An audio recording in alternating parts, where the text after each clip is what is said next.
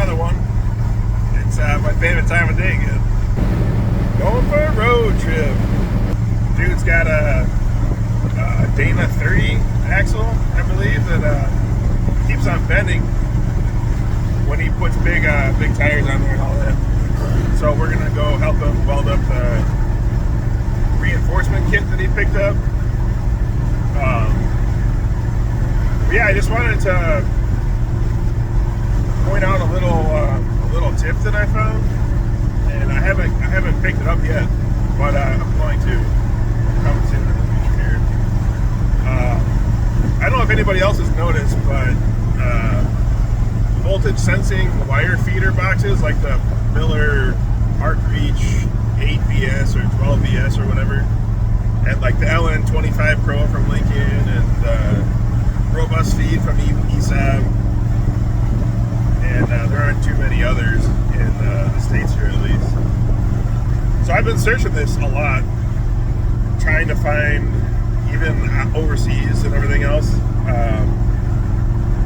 And you know, there's a bunch of other welding brands like Kempe in the UK, like all them Aussies and freaking Englishmen use that stuff, and they run really well and they're built really well. They've got IP23 ratings on all their stuff. But everything, the cost of these things is crazy. They're like $4,000 to like $5,600 or more. Like I don't even know what the big ass ArcReach Miller one is. The smart feeder, the 12-inch spool, and all synergic shit.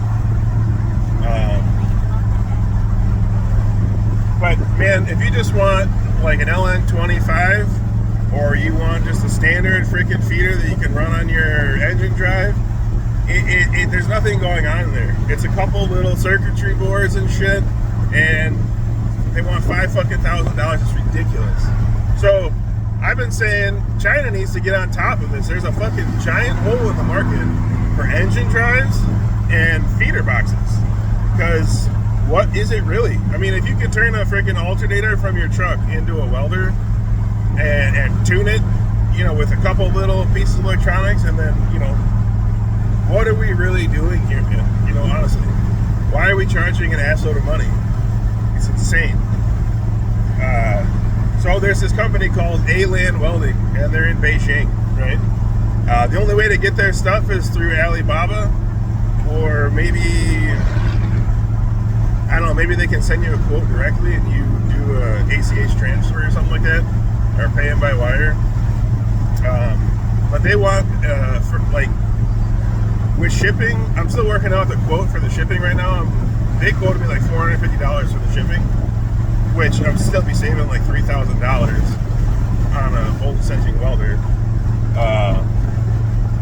The machine is listed for $750 to $850, and with a whip and shipping, it comes out to like $1,200, which is freaking golden. There's this one brand here in the States that it's called Pro 1 VS, and they're selling theirs for like $3,100, and it's a nicer, it's like a higher end version of a voltage sensing feeder. It's still way too much. So I'll let you know when I get more information on the shipping, because I'm trying to talk with a